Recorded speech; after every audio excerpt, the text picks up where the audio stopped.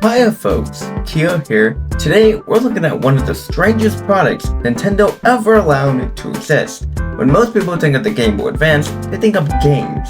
They think of Pokemon, Mario, Kirby, Zelda, Metroid, and all of the classics. But what if I told you in the early 2000s, people were watching TV shows and even movies on their Game Boy Advance? This is GBA Video.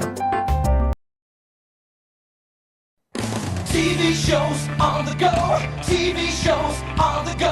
It's GBA Video, Game Boy Advance Video. Now Game Boy Advance plays more than games. It's got TV shows too. With GBA Video, the shows are right in the cartridges. One video pack holds multiple episodes with full color and sound. So you can watch your favorite shows whenever you want, wherever you want. Whoa, it's TV without the TV. TV shows on the go, TV shows on the go. Catch the start of something big, right in your hand. It's GBA Video, Game Boy Advance Video. GBA Video was exactly what it sounded like. Instead of putting a video game into a Game Boy Advance cartridge, companies would put television episodes, cartoons, and even movies onto the cartridge itself. You plug it into your Game Boy Advance, Game Boy Advance SP, or a Nintendo DS, power it on, instead of playing a game, you'll be watching a video. Today, that sounds completely normal. Back then, it was kind of mind-blowing. Remember, this was years before smartphones became common. There was no Netflix, no Disney Plus, and no YouTube. If you wanted portable entertainment, you either brought it with you, or you got bored. And so the idea of watching cartoons on a handheld game system actually sounded pretty cool. One thing I love about GBA Video is that Nintendo and Majesto, the company that made GBA Video, made sure people knew that these weren't games. Boxes look completely different. Normal Game Boy Advance games usually came in colorful boxes showing screenshots, game logos, and artwork. GBA Video boxes looked more like a movie package. It had a giant video branding across the front, and many of them showed film strips.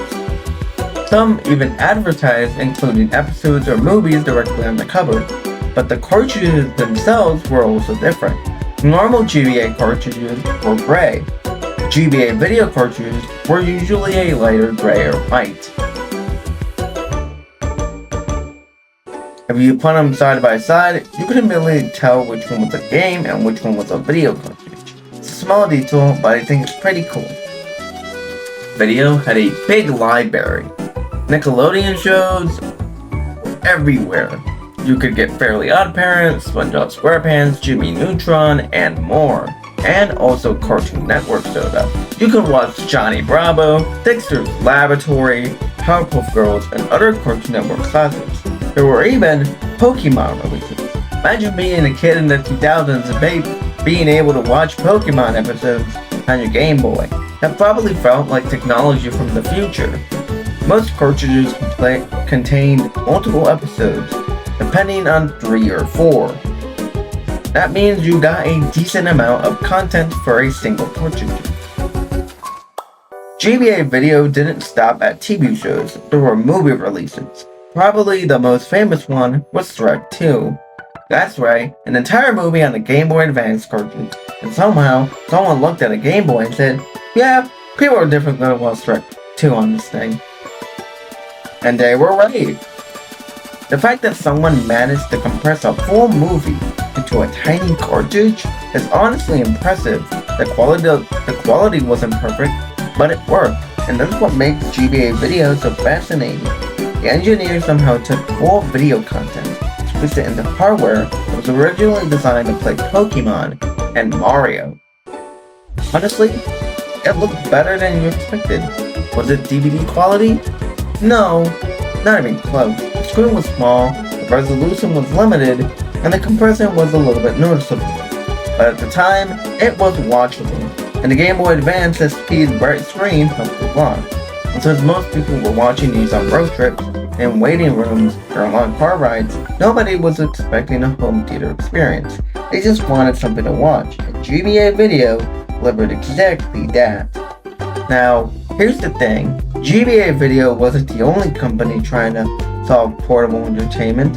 In the early 2000s, there was an entire battle going on. Everybody wanted to become the king of portable video, and one of GBA Video's biggest competitors was something called Video Now. Have you ever heard of Video Now? Or never heard of? I don't blame you. Video Now was a portable video player designed mainly for kids. Instead of cartridges, it used special discs. You'll buy the player and buy separate discs containing episodes of cartoons. It has those from Nickelodeon and other networks. Sounds pretty similar to GBA Video, right? Well, not exactly. Video Now had some serious problems. Many versions displayed video in black and white, the audio quality wasn't amazing, and the discs were easy to scratch. And if the player got bumped during use, sometimes the video would cut or skip, which is not exactly ideal when you're trying to watch your favorite cartoon. GBA Video, on the other hand, had a major advantage. Because everything was stored on the cartridge, there was no disc to skip, no moving parts, no laser readers, and no worries about scratches. You just plugged in the cartridge and it worked. Video Now did have one advantage though. The screen was a little bit larger than a Game Boy Advance screen, but personally, I'd rather watch a stable color image on a GBA than rather deal skipping black and white video. Then Sony. Sony released the PSP, and suddenly portable video got more serious. The PSP wasn't just competing with Nintendo. It was competing with everything. Music players, portable DVD players, handheld gaming systems. Sony wanted the PSP to do it all.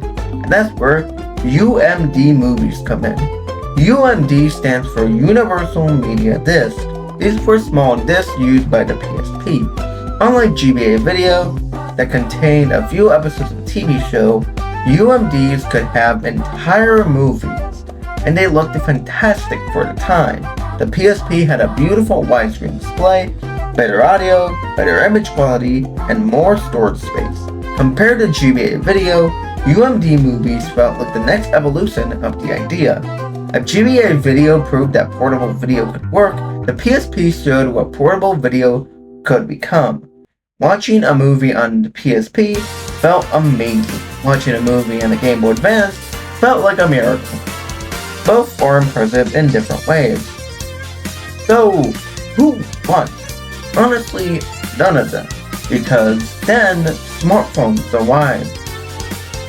And once phones can play video, stream content, and connect to the internet, the entire portable video market changed overnight. Suddenly, you didn't need discs or cartridges or a separate video player. Everything was in your pocket. GBA, Video Now, and UMD movies have become relics of a different era.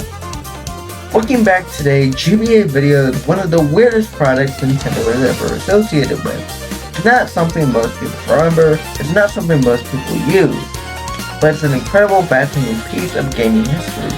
It represents a moment where companies were experimenting with new ideas and trying to figure out the future of portable entertainment. Some ideas worked, some didn't, and GBA Video is one of these products that makes you stop and think, wow, people really want SpongeBob on a Game Boy. And honestly, that's pretty awesome. Overall, GBA Video is great. Not because it's practical, not because it's the best way to watch cartoons, but it's a unique snapshot of a time when portable video felt like the future. And it's exactly the thing I love. Kiyo out.